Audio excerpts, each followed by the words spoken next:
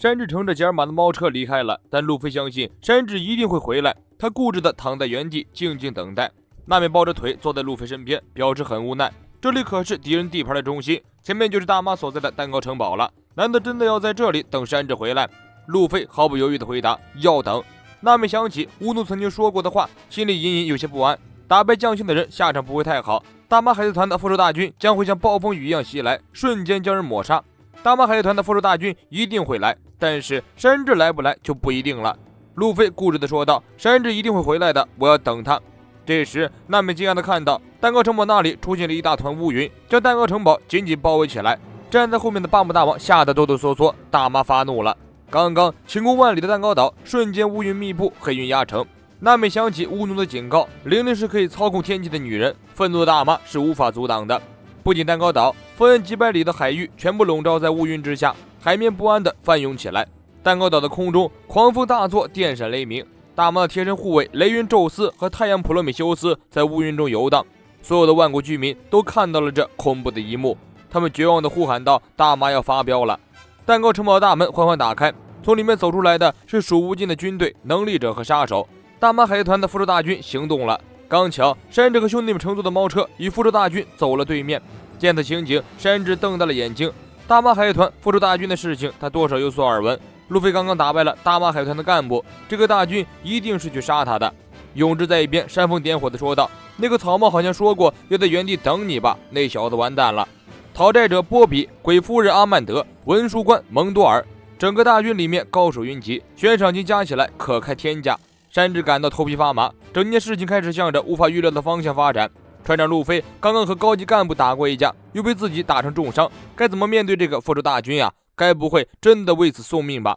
尼治嘲讽道：那个船长也不会那么傻，看到如此大军还不逃命吧？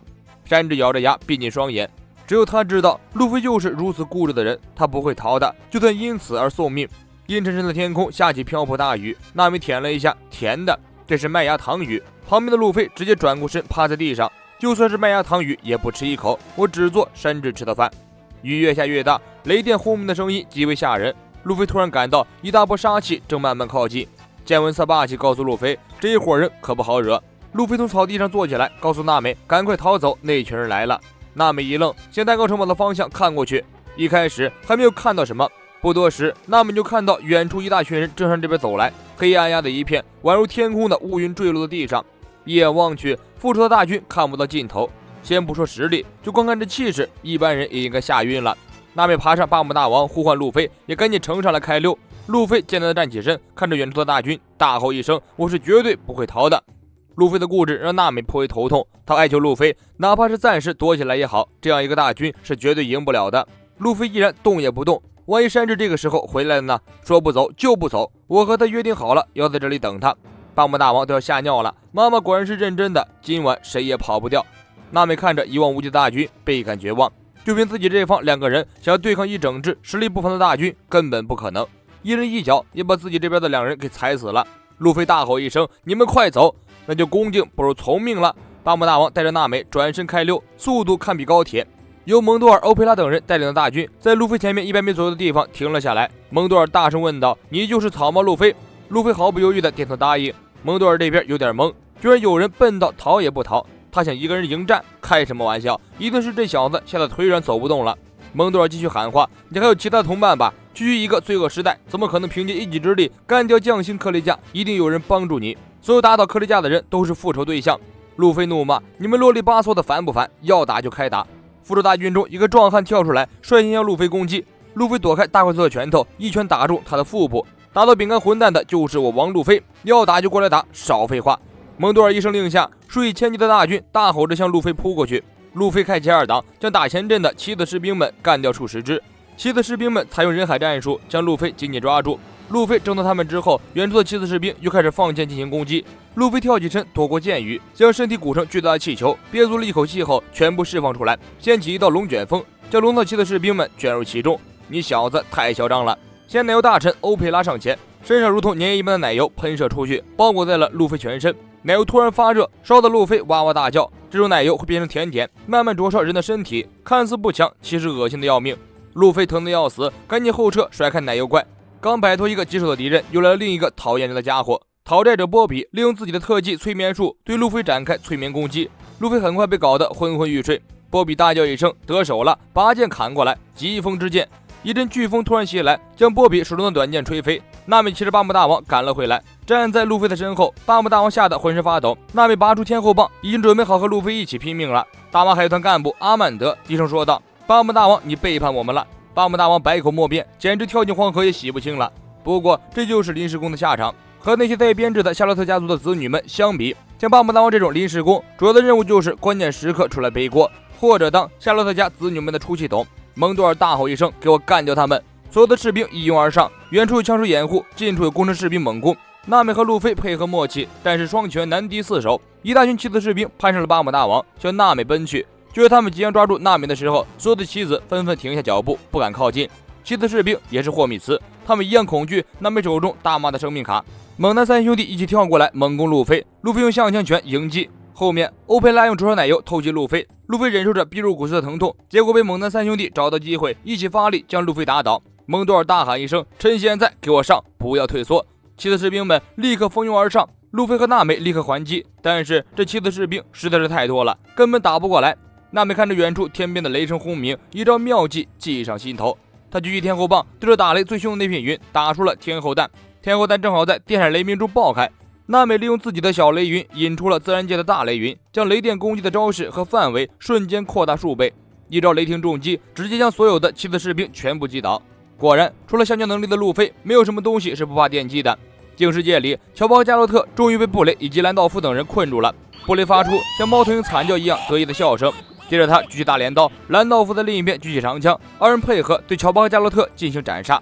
加洛特想跳起来，但是脚上的铁球紧紧地将他困住，加洛特随即摔倒。兰道夫趁机提枪就刺，乔巴跳出来一把抓住兰道夫的长枪，用力一甩，将兰道夫甩出去。通过观察，乔巴发现布雷这会儿虽然看上去吓人，但是弱的一批，所以根本没必要逃跑。杰尔玛的猫车顺利抵达蛋糕城堡，但男爵在门外恭候。加之等人走下猫车，有雨伞自动飘过来为他们挡雨。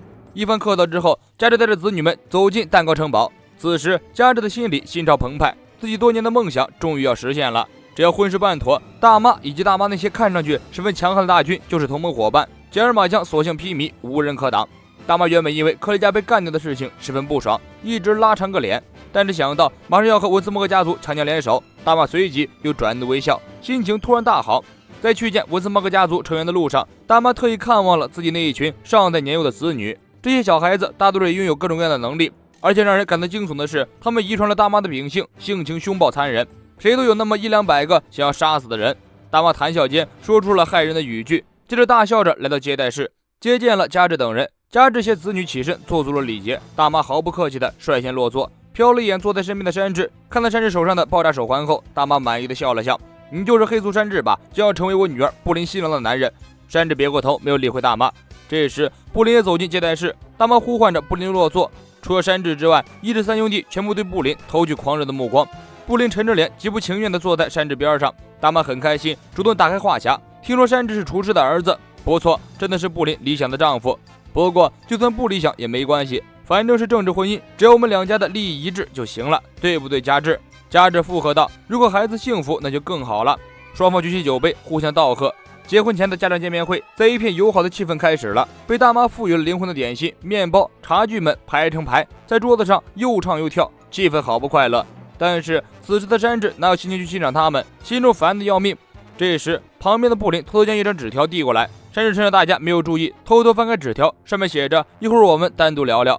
山治和布林找个机会单独来到一个房间里，布林将整件事的经过全部对山治说了出来。他本来是想带着山治去西海岸与路飞等人会合，于是安排了路飞他们登陆蛋糕岛。结果现在的局势变得一团糟，路飞他们还因此而陷入了危险之中。布林低着头，双手紧紧抓着裙子，不住道歉。布林的窘迫自责的样子让山治心生怜惜，他没有责怪布林，只是淡淡的说：无论如何我也不会跟你去海岸的。现在所有的事情基本上已成定局，对于就算有机会随着布林逃走，也会被爆炸手环炸断双手，伙伴们都会被杀，现在还有什么退路可言呢？手环的钥匙只有大妈有，想要得到钥匙就只能打败大妈海团，太扯了，还不如认命算了。山治落寞地说道，自己身边已经没有伙伴了，就算是有血缘关系，到头来不也是这种下场。